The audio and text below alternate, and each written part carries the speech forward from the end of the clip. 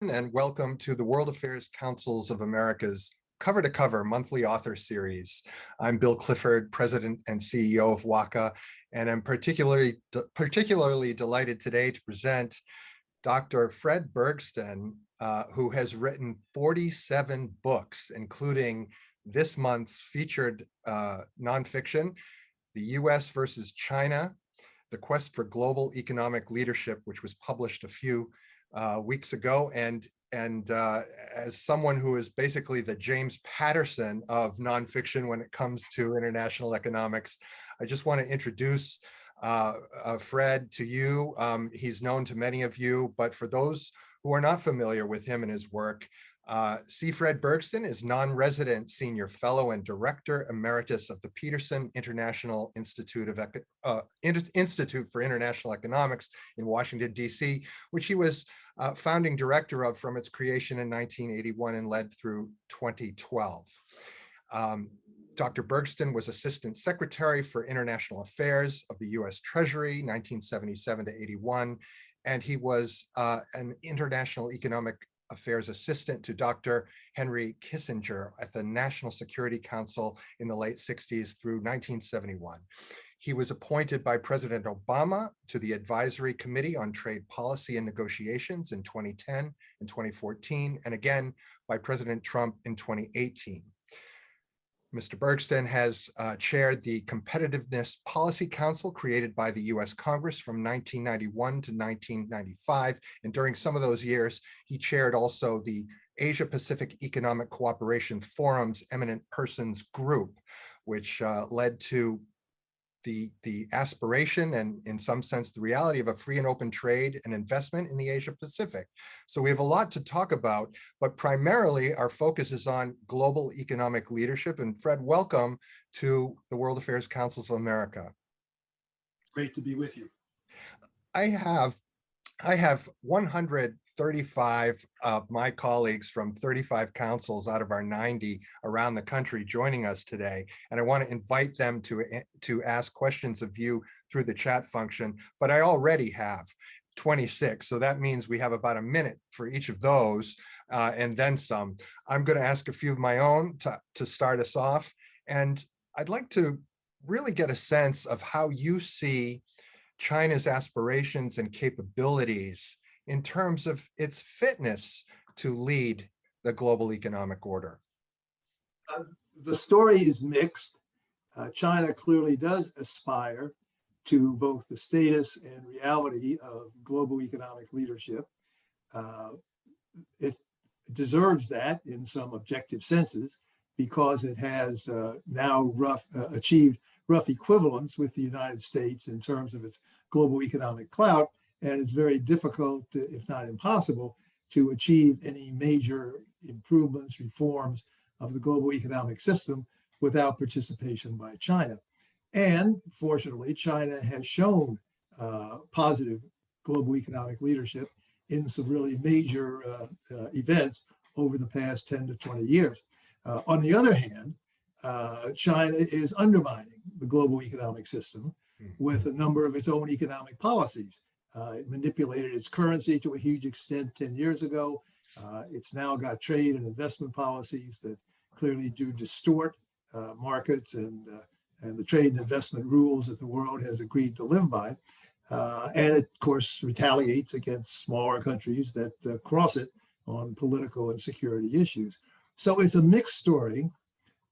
My view, as I emphasize in the book, is that we, the U.S., but we, the West more broadly, have to find a way to cooperate with China in managing the global economic system if we are to avoid a downward spiral, as has happened historically on certain occasions, as certainly could happen now. The U.S. and China are headed toward a new Cold War. There is no question about that. And unless that can be headed off and indeed reversed, at least in the economic sphere, then we're all in lots of trouble. It could be worse than Cold War, and it certainly would be disruptive, even possibly destructive of the global economic system, which has been so critical to our peace and prosperity. Why are we headed to that Cold War? What are the principal reasons you see for there being a high degree of confrontation between our two countries? In a way, this is the classic conflict between a rising power and an incumbent power. The United States has been the world's supreme country and certainly supreme economy for over 100 years. And one reason for that is we never had any real competition. This is the first time that another country has achieved rough equivalence with the U.S. in economic terms. And that naturally puts the fear of God into the incumbent. And unless he's very far-sighted, the incumbent tends to react viscerally and try to avoid any of that sharing of power. At the same time, the rising power, quite logically, wants to assume a greater role, believes it deserves that role, which on objective criteria, one might say it does. But then, of course, as your first question indicated, it's got to demonstrate a willingness and ability to exercise that new role in a responsible way. There'll have to be give and take. The U.S. and the traditional allies will have to accept some of China's desires for changes in the rules and institutions. China will have to change its policies in some major ways to enable it to conform to the norms as well as literal rules of the existing system. But in a fundamental sense, this is a traditional clash. It's occurred many, many times in history. Sometimes it has led to very bad results, like wars. Sometimes it's been overcome, like when the U.S. succeeded Great Britain as the dominant economy back in the 1930s and 40s. But it's a setup for real trouble, particularly since China and the U.S. have so many differences in terms of basic cultures, basic economic systems, and basic political systems.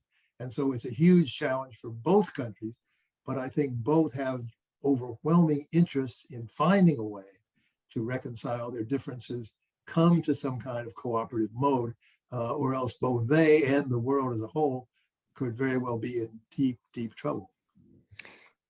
Former Prime Minister of Australia, Kevin Rudd, who also is a Mandarin speaker and knows the country very well, says that any kind of hot conflict would just be catastrophic. The two countries are likely to command 50% of global economic output in not too many years' time. It would seem that this would be in everybody's interest, not just the two powers, but the whole world's, that the outcome of such a conflict would be disastrous.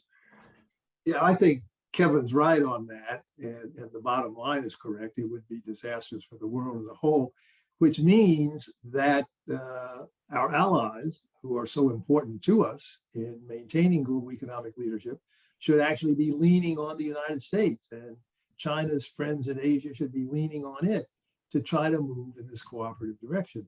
The U.S. and China are now in a trade war. That began almost 5 years ago. It's been simmering since President Biden replaced President Trump, but it has not been reduced, let alone eliminated. And so we're in a state, you might say, of sitzkrieg, where there is a good deal of conflict right now on trade, investment, technology issues. And that means that the trend is in the wrong direction, because those current controls keep getting added to incrementally on both sides. The Ukraine crisis has exacerbated the problem, although also revealed why it's so important for China and the U.S. to work together on the economic side.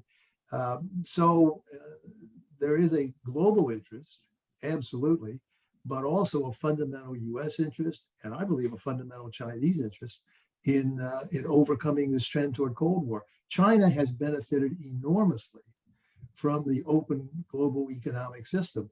Its whole economic miracle, which is the greatest in human history, was highly dependent on access to that open world economy. The trouble is the Chinese want to get the best of both worlds. They want to continue to take advantage of that open world economy, but also deviate from its rules. Some might say cheat on its rules. And that in turn creates a backlash against them. And as we're seeing around the world, a backlash against the system. People around the world are saying, well, this open trade system, this liberal economic order, not such a big deal. It's not such a good thing. It allows the Chinese to get away with murder. That's hurting our economies. I think that's a very short-sighted view. The costs are far inferior to the benefits we all get, but that's a growing a view of political importance, certainly in the U.S. and in many other countries. And that's why the trend has got to be arrested and preferably reversed in the near future to head off some really very, very deleterious consequences. Well, benefit from the system, cheat the system, and call the shots on the system, which President Xi has indicated in numerous speeches that by 2049, the 100th anniversary of the founding of the Communist Party, when it took over power, that it wants to displace U.S. leadership, it would seem. I'd like to go into a little bit of history to bring us up to those issues that you mentioned, trade and so forth. First, just to give a sense, because you're a policymaker as well as a scholar, what was the thinking back when you were in the NSC working with Henry Kissinger ahead of his secret trip in July 1971? It must not have been imaginable, the China we know today. So how far ahead can you see? What was the objective of that outreach to China? Well, way back then, the basic purposes were twofold. One was the mega purpose of bringing China out of its isolation. That was still the period of Mao Zedong, Great Leap Forward, the Cultural Revolution, all that stuff. China didn't even participate in the world economy, let alone play a leading role. So the big picture objective was to try to help usher China into the world again and hope that it would be a responsible and important player in that world. The narrower objective was to get the U.S. and China lined up against the Soviet Union to help win the Cold War. Those objectives both were more or less achieved. And then fast forward to the late 1970s, when Deng Xiaoping replaced Mao Zedong, then China launched its dramatic economic reforms, adopted many elements of a market economy, joined the World Economic System, the IMF, the World Bank, later the World Trade Organization, and literally, as I said before, achieved the greatest economic development miracle in the history of mankind. Grew 10% a year for 30 years. It continues to grow 2 or 3 times as fast as we, even with its slowdown in the recent past. So it's a dramatic success story. U.S. policy through 8 presidents was based on the notion that liberalizing the Chinese economy would over time push it not to becoming a full-fledged democracy, but becoming more open politically as well as economically, and becoming, as one of our policy leaders put it at the time, a responsible stakeholder in the world economic system. And I say for 20, 25 years, that was looking like a good bet. But then over the last decade or so, China began to revert back to more state control of the economy, more aggressive stance toward its trading partners and the world as a whole. There's a big debate among scholars as to whether the Chinese always intended to go back in that direction, never really intended to open up politically as well as economically. But whatever the outcome of that debate, the fact is they reverted back now in a negative direction. Mm-hmm. That has intensified the pressures that I mentioned before of the rising power challenging the incumbent power. And so you put those two together and you've got a very volatile mix. Add in just one more factor, add in the evolution toward populism in the United States itself and in many of the Western European countries as well. And you've got a near perfect storm adding up to this deterioration, severe deterioration in U.S. China relations, but even more important in a way, a challenge to the whole global economic order and more broadly security order that has really been a fundamental underpinning of global prosperity and global peace for the last 75 years. My colleague Ronan O'Malley at the World Affairs Council of Greater Houston has asked if U.S. efforts to aid China in joining the WTO, the World Trade Organization, was a mistake since that political opening didn't occur, as you said. And have we gone in the other direction too far with the protectionist measures of the Trump administration? Has that been a further and perhaps worse mistake? There are a few people who think that welcoming China into the World Trade Organization was a mistake, but even most of the China hawks who are now very aggressive toward China and want a new Cold War, even they are tending to admit that it was a good bet. Maybe it was a long shot, but it was the best alternative at the time. To answer whether it was good or bad, you of course have to posit counterfactuals, and that's very uncertain. So I would say it was part of that policy that I just mentioned, that 8 consecutive U.S. presidents adopted, of trying to cooperate with China. Now, fast forward to the trade war. Has that gone too far in the other direction? In my view, absolutely yes, because it is making it much more difficult to find the cooperative middle course that I have proposed and that I've talked about here today. It will be difficult to find that. We're coming from a bad starting place. I wouldn't have started from here if I wanted to get to the outcome that I'm looking for. On the other hand, it has not, I think, gone too far to rectify. We are in a trade war, but we are not yet decoupling. Some of the most radical advocates of a U.S. China breakup call for decoupling.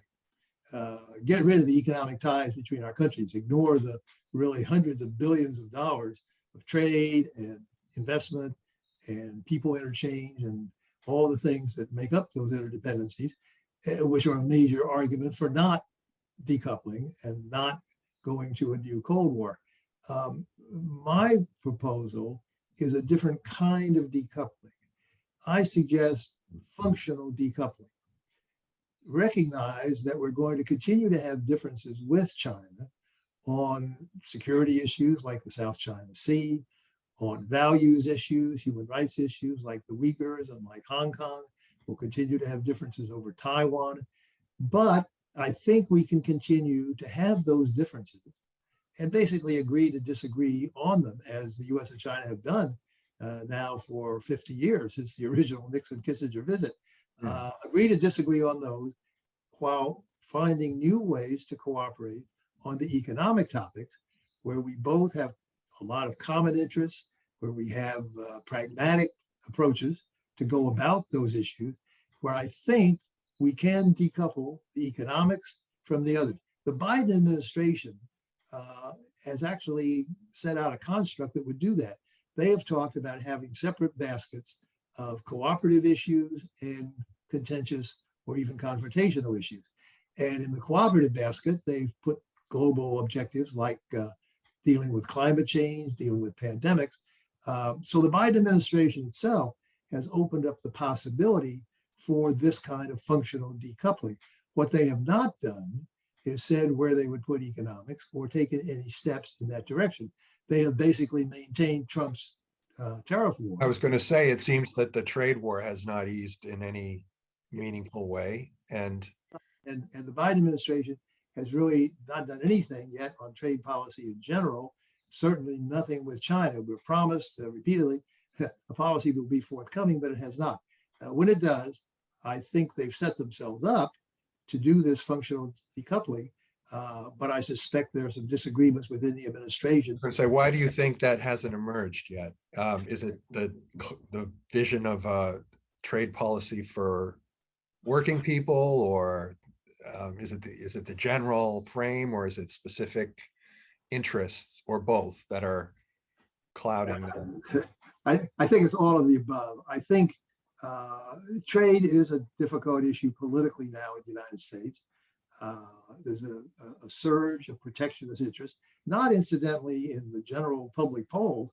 Pew and Gallup and everybody else show that the majority of Americans are still in favor of open trade and think it's a good thing for the country.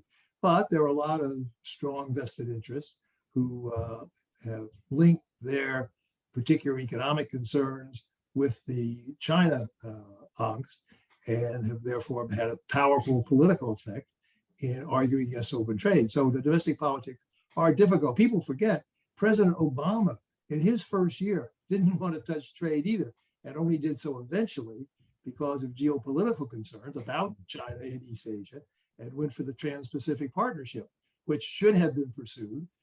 Trump dropped out. A lot of Democrats cheered him on, admittedly. So the U.S. essentially pulled out the major initiative toward working with other Asians and eventually perhaps China in the trade area. But right now, I suspect there are some pretty significant differences within the administration about where to go on China broadly and on China trade specifically. Therefore, the result is stasis. We haven't had any movement yet. We've got midterm elections coming. Whatever you do on trade, you're going to generate some hostility from the people who think you went too far, to people who think you didn't go far enough. So it may just stay in this unhappy, inactive realm for the coming future, although some administration officials just in the last few weeks have made a few noises that things might get off the dime, but I suspect that's part of the administration jousting. It'll be a while yet before it comes to fruition. You had a front row seat during the 80s when Japan was a rising economic power and essentially the second biggest economy in the world by then. And there was incredible Japan bashing in Congress, especially. And I wonder how you would compare that to what we see now, the polarization in this country, but agreement, largely a bipartisan agreement on the Hill, and some hawkish elements in the NSC, even in the Biden administration. Michael Van Den End is asking, of Western Michigan, my colleague there, is asking what can be done politically to keep China bashing from becoming a main sport of Congress, and instead look for the collaboration that you see as essential to preserving or sustaining the economic order globally? I think there's both an immediate course and a longer course. In the immediate future, it's hard to hold back protectionist tendencies if you are not moving in a liberalizing direction yourself. I invented something a long time ago called the bicycle theory, which says that if you don't keep moving forward on trade and some other things, you tend to get pushed backward and tipped over, and you go in the wrong direction. And that's what's happening now. Without any forward initiatives, without any moves toward new opening up and cooperation, you tend to get pushed backward by the folks that want to go in that direction. So in the short run, what I would do is wind down the trade war. I would do it only on a fully reciprocal basis, which I'm pretty sure the Chinese would agree to do, by which I mean the U.S. would reduce or hopefully eliminate the tariffs that Trump put in on the Chinese products. At the same time, the Chinese would eliminate all of the reciprocal tariffs and other controls that they put on our exports. That would be hugely popular in the Farm Belt because agricultural exports got pounded by the new Chinese restrictions. It'd be highly popular in lots of manufacturing quarters where industries lost access to one of their biggest markets. And on the import side, as President Biden, in fact, mentioned yesterday, it would help us fight inflation to reduce the tariffs we have on Chinese products and some other countries. Remember, a tariff is a tax. It is not paid by the Chinese, as Trump claimed. It is paid by American consumers and importers.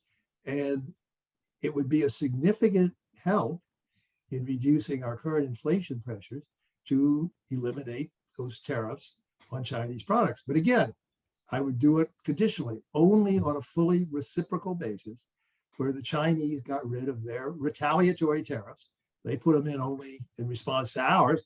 Fine, they should take them off in response to our taking them off if we did. And I think they would. And that would be a win-win all around. Now, on the longer run, Can that happen without the similar action on intellectual property theft or forced tech yeah, there transfers? were no, yeah, the alleged structural purposes of the Trump administration negotiators were never realized.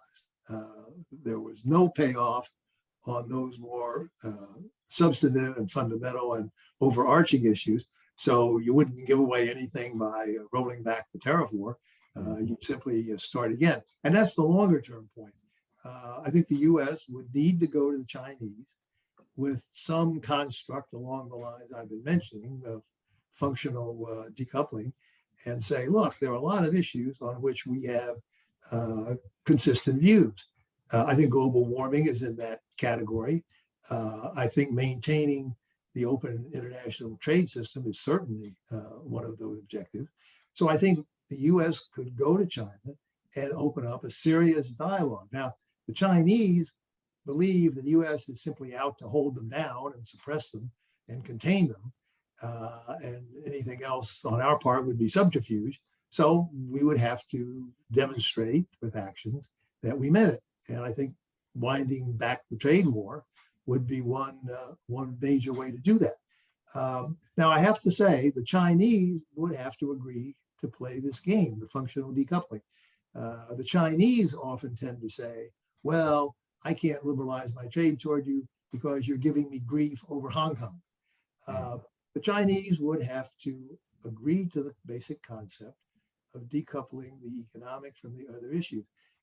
Given their interests, given the core interests, I would say they have in maintaining an open world trade and investment system, I think they would do it if they believed the US was sincere in trying to open up a new course between them of that type.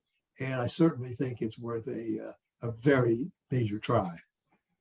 Here's a question from Paula Margolis that just crossed, and it goes to your sort of separating economics from other issues into different baskets. Is there a need to explain the differences in political philosophy, for example, using sanctions on Russia for bad behavior, but putting economics and behavior of the Chinese in different baskets regarding the Uyghurs, for example?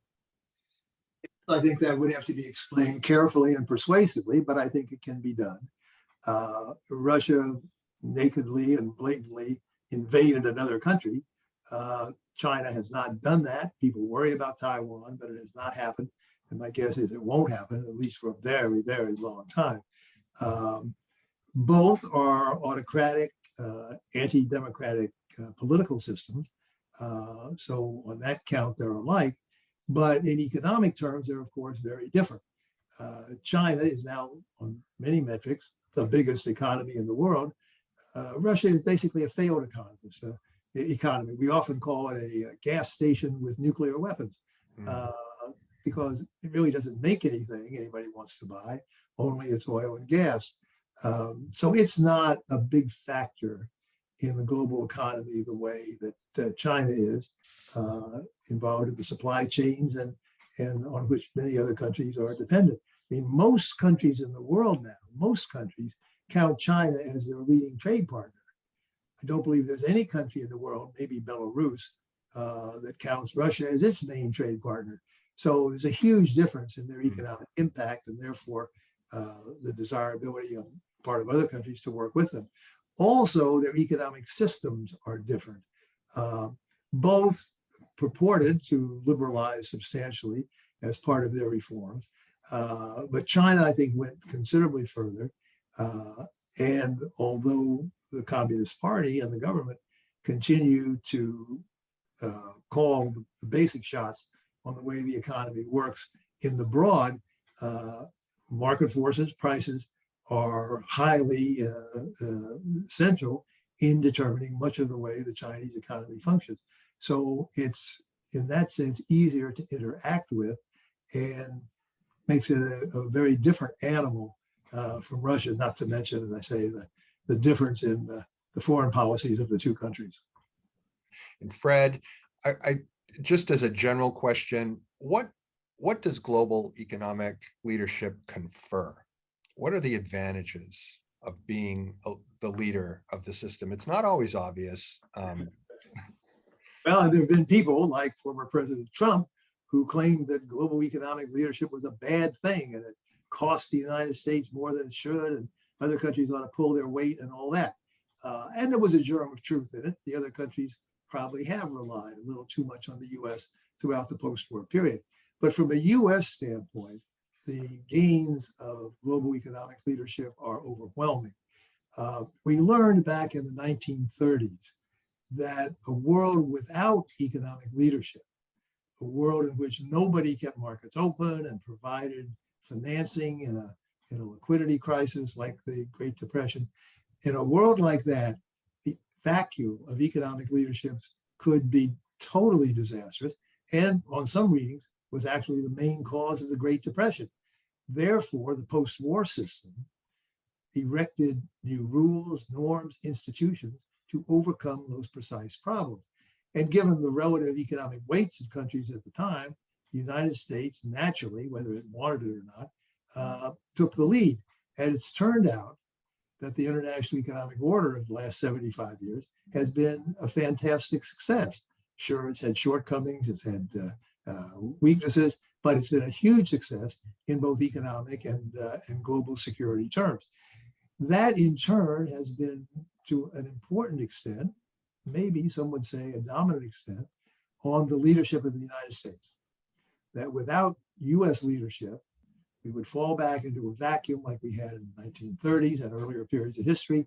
We would not have a successful and open world economy. We would not have cooperation among the major countries.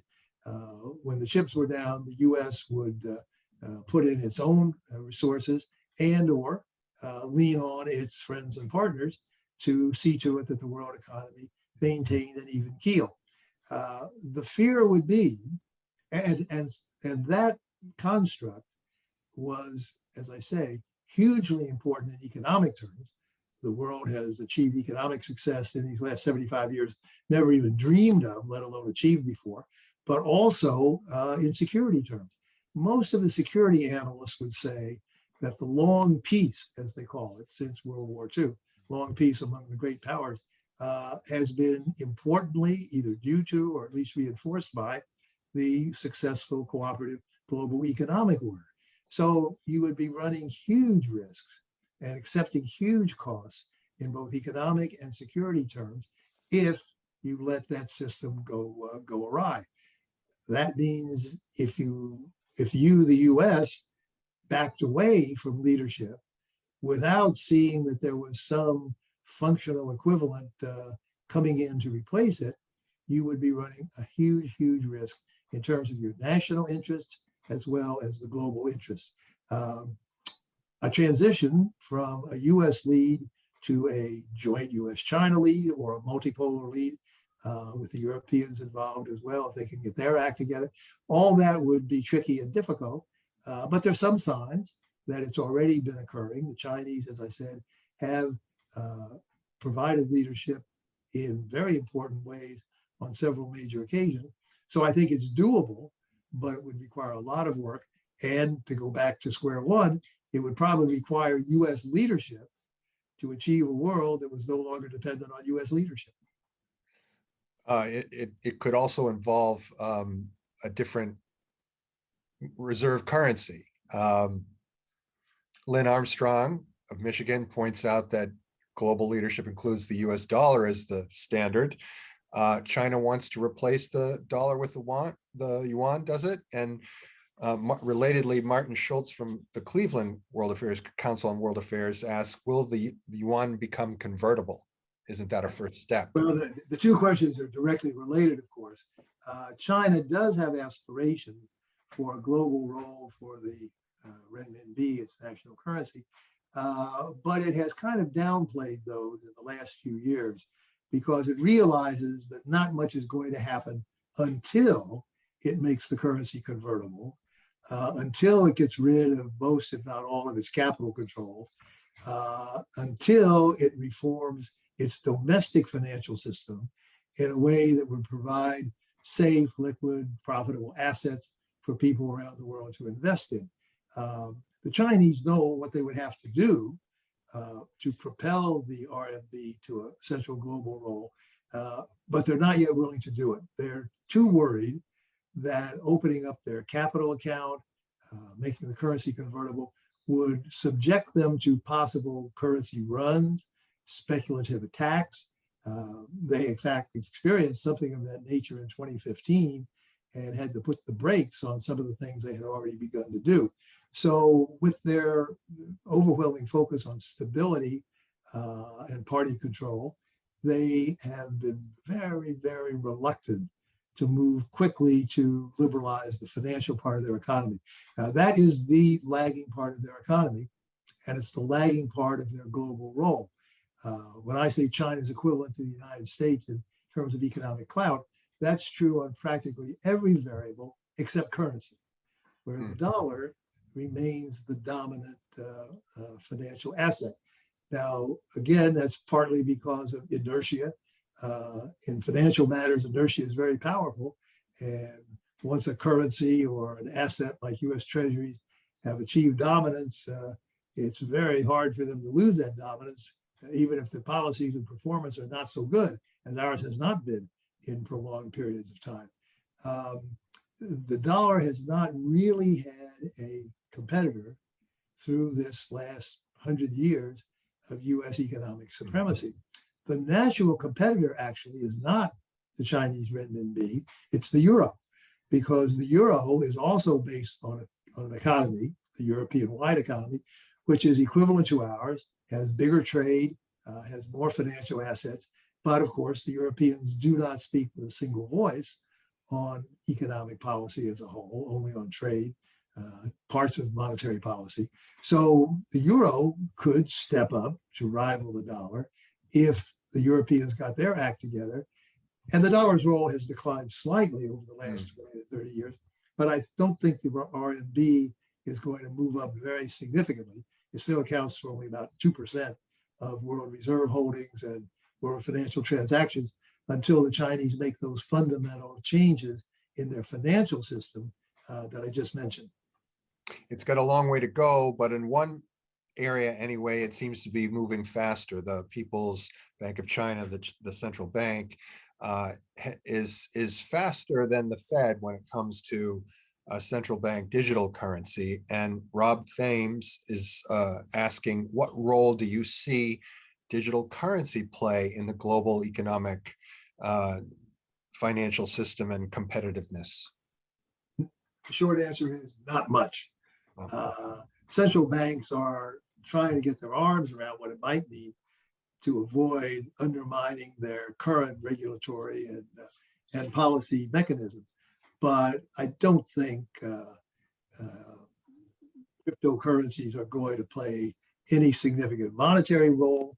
And I don't think they'll have much of a role in this international competition among the major countries. One of the things that, as we kind of get our heads around right-sizing the actual China threat, is that this country, as you described, through particularly since the leadership of Deng Xiaoping, has transformed its economy faster and more substantially than any other in human history. But it's not always a single trajectory. I mean, in the United States, we've had recessions and downturns and different shocks externally and internally. So how do we appraise China, its internal economic strengths? Their growth is slowing, for example. They still have poverty and so forth. What do we really need to focus on to understand their economic capacity?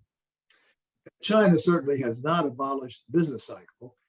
It's had ups and downs, as you say, but its ups and downs have occurred around a much higher growth trend line than ours, or really anybody else, except Japan and Korea in their rapid growth periods too. So in the pandemic, for example, China's growth dropped from 7 or 8 down to 2, but it was the only major country in the world that continued positive growth right through the pandemic. I mean, we were down for a while to -4 or 5%. The Europeans, even worse. China continued growing positively, albeit much more slowly. And they've now bounced back up, not to their pre-pandemic level, but to a level that's, as I said, two to three times faster than ours. Now, there's a big debate about the future of China's growth, largely depending on two things. One is their demographics. China's population growth, which of course took it to being the biggest population in the world, has now already begun to level off. The labor force will level off shortly, and there will be some decline in the next several decades unless there's a demographic revolution there. That means, everything else equal, slower growth in GDP terms, but in GDP per capita terms, it's not necessarily a bad thing. In terms of overall growth, the outcome will depend on whether China can increase its productivity growth enough to offset the slowdown or stagnation in its population. There are a lot of signs it can do that. It's had rapid productivity growth in the past, not so much lately. Its population is still highly undereducated and has a lot of potential for improved human capital inputs to its growth. The other variable is, of course, the political system. Some people doubt whether an autocratic political system without liberalization on that side can, over time at least, spur the innovation and investment and new thinking that is needed to keep an economy on a growth track. All those things are possible. China could slow down. But the point that I think is most important is that China has already caught up to the United States on virtually every major economic variable. I think it will continue to forge ahead because I think it will grow at least twice as fast as the United States, 4 to 2, to put it in numerical terms. And 4 would be a big slowdown for China. But I think they'll continue to grow at least twice as fast as we do. But even if they did not, they are already bigger on many economic metrics. They're certainly a bigger trading country. They're the world's biggest taker of foreign direct investment. They now have a big lead over us in terms of patents for new technology. China is a potent economy right now. So even if it stood still for a while, it would have to be reckoned with in the way that we're discussing today. That's one difference from Japan, which you mentioned earlier. Japan, despite its rapid growth, never nearly caught up with the United States. In addition to which, of course, it was 1/10 the population of China. And on top of that, it was a firm U.S. ally, so it was not likely to challenge the U.S. in any hostile or aggressive sense. So I think the China challenge today is much, much different from the Japan challenge a couple of decades ago. As you said, there were a lot of Americans who panicked over that. Well, turned out they were dead wrong. I hope the ones who panic today don't turn out to be as dead wrong, because I think a weak China might be a problem too, like we've had a weak Japan now for 25 years. But I think it's erroneous to see supermen in these foreign clothes. Well, one thing that Michael Williams, A.G. Norman, and others have indicated in the chat box is this issue of, with a more dominant, more influential China, how does the U.S. hold China accountable when it comes to things like intellectual property theft or labor practices, or how do we continue to motivate U.S. standards, particularly when we pulled out of the TPP? Well, there is no easy answer to that question, which is why it has not been answered heretofore. I think the best answer has two parts. One is to make sure that the approaches we make to China about intellectual property rights, technology transfer, and the other issues of the day is a multilateral approach. We need to go into it with our allies. of all the Trump follies, the greatest was attacking our own allies. While Trump was attacking China on trade, he was also attacking our own allies on trade, putting on import barriers to their steel and aluminum and other things. And that, of course, alienated them.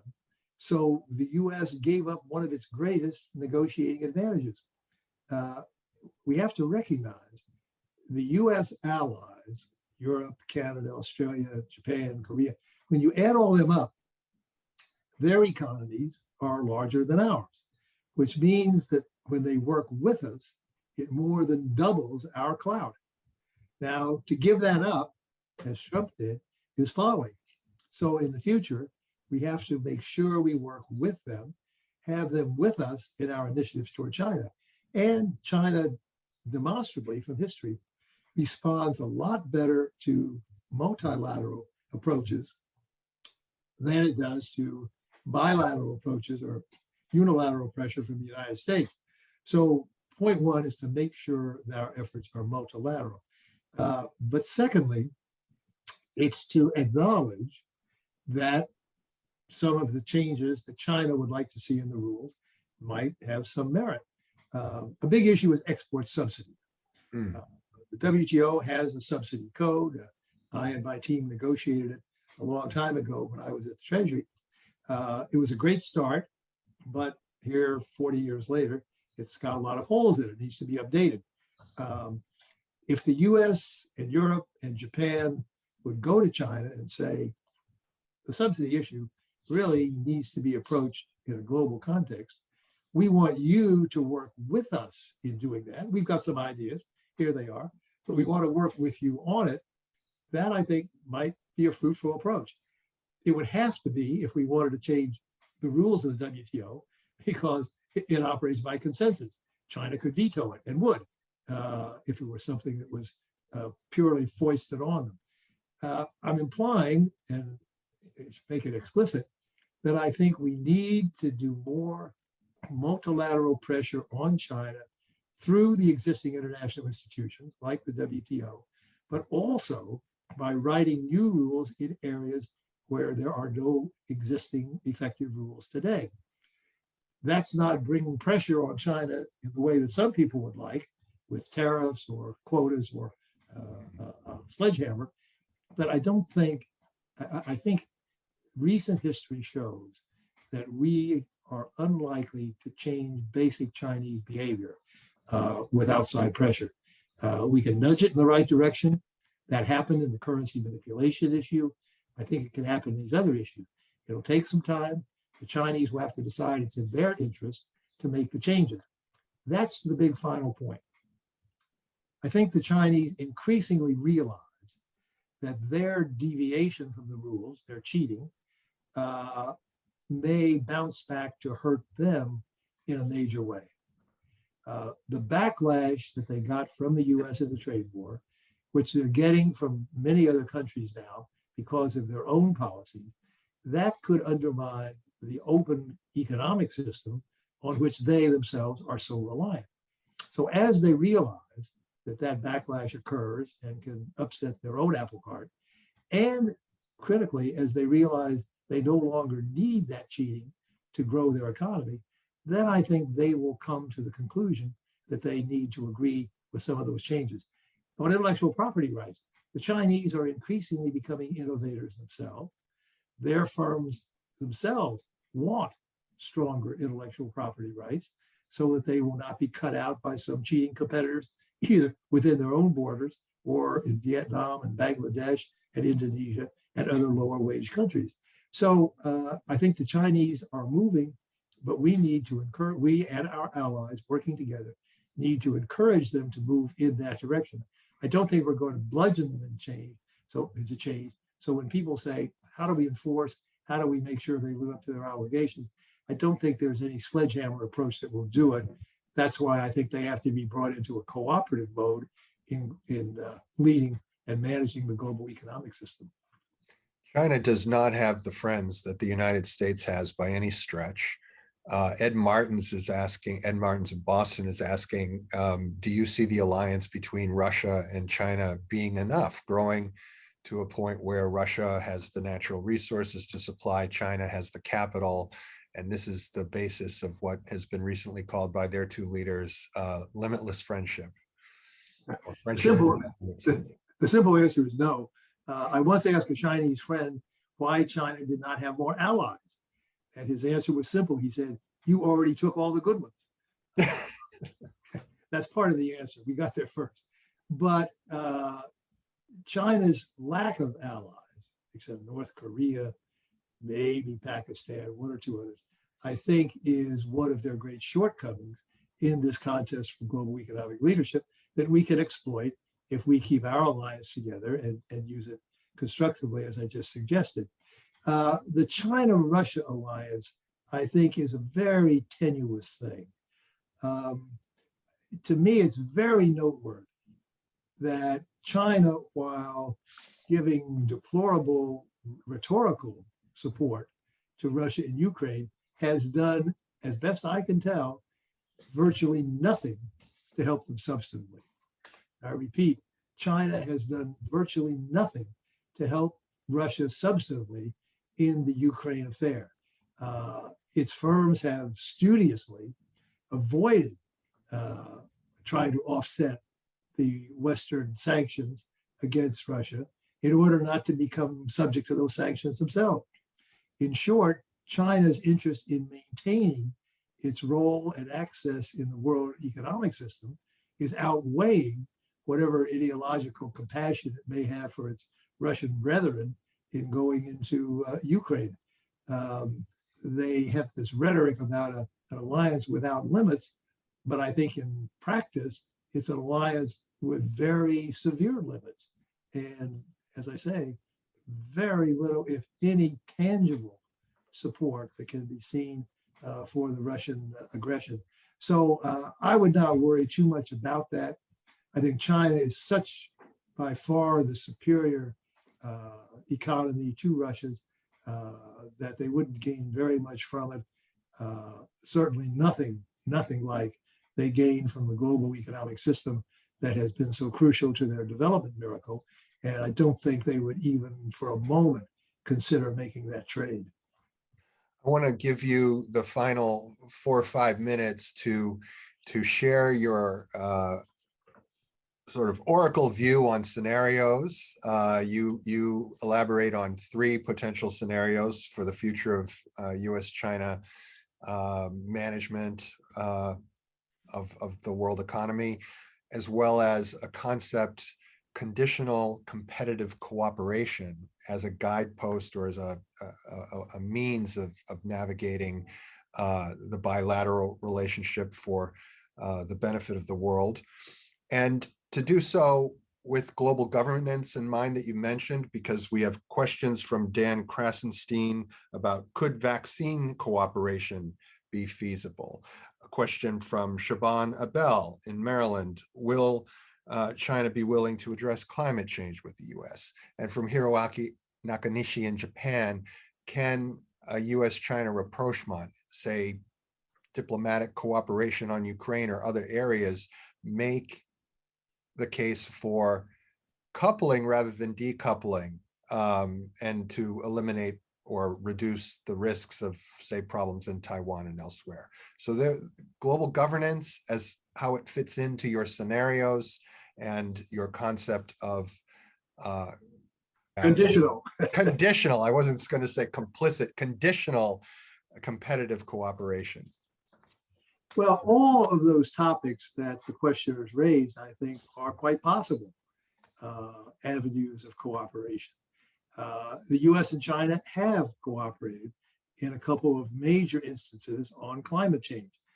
Most recently in the Paris conference in 2015, that was a major instance in which they cooperated, jointly led the world, pressured and encouraged the rest of the countries to reach the Paris Agreement, which for all its shortcomings is the most far-reaching step so far toward dealing with climate change.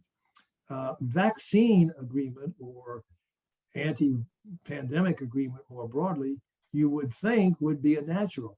And now that China's zero COVID policy is running into such difficulty, one might hope that they would see the need to move in a cooperative direction using foreign vaccines, foreign patents, some methods that other countries have pioneered to deal with their own problem. Obviously, it would be something of a political come down for the Chinese leadership to admit that it was importing methods of dealing with COVID, but maybe they could do it without admitting it and nevertheless get the benefits. So those are certainly areas where it could occur. On your broader question, I do posit several scenarios that the world economy could experience depending on how the U.S. China confrontation goes. One is a continuation of the trend toward Cold War. That could not only lead to some very nasty conflict between the U.S. and China themselves, but it could also lead to a severe disruption of the world economy. If the U.S. and China literally could not cooperate, and the current trade war continues and maybe escalates to neighbors on both sides, if the proliferation of export controls and other technology reprisals continues, there will certainly be significant economic costs. And again, it would contribute to political hostilities that could lead to even broader difficulties. So I call that the G0 world, a world in which there is no effective international economic leadership. The U.S. can no longer do it alone. China is not welcomed into the group. China itself cannot at this point do it alone. And so the world economy could suffer some of the same shortcomings and indeed catastrophes that it saw in the 1930s. A second course, and this would have been if Trump had continued in power, or perhaps if he came back, would be U.S. abdication of its leadership altogether. Trump basically abdicated U.S. leadership. It's been declining gradually over the last 25 years as the domestic populism rose. But Trump basically abdicated everything, including hostility with our allies. And so that world could open a vacuum for China to try to step in and take the lead, what I call a G1 with China taking the lead in a way that would be uncomfortable to many of us because of the values China would bring. The third option I call a G2, or less extensively, conditional competitive cooperation, where the US and China found ways to work together in the economic sphere, perhaps decoupling it from the other issue areas. Over time, I think that is the more likely, simply because of the compelling logic of it for both countries, and as you said earlier, for the world as a whole. But it may take a while to get there, and so things may get worse before they get better. In the short run, I think what we would then have to hope for is a stable version of the G0. If the US and China continue at loggerheads and threaten the rest of the world with their own conflict, we could hope that the Europeans and Japan and China and Canada and others who have done a pretty good job holding the fort here while the US and China brandish swords at each other the last few years, maybe they could hold the fort for a while, and you could get a multipolar leadership structure that would at least keep things from deteriorating too badly. But I think history shows, and the dynamics of the European Union show, that that would be a very risky course. And so we better try to come up with something like conditional competitive cooperation.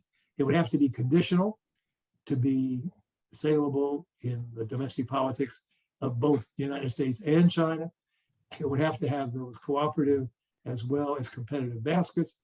That's my hope, and that's my recommendation. And I hope that we can move in that direction. I've really enjoyed the conversation, Fred. I want to remind our members that on June 2nd, we have our colleague Jim Falk moderating Sebastian Mallaby on his book, The Power Law, Venture Capital and the Making of the New Future. Sebastian has been with the Council on Foreign Relations as Paul Volcker's Senior Fellow for International Economics. So that's two international economists in a row. Thanks, Fred, for setting the table for that one. And as always, we look for book 48. Thank you. Pleasure to be with your councils again.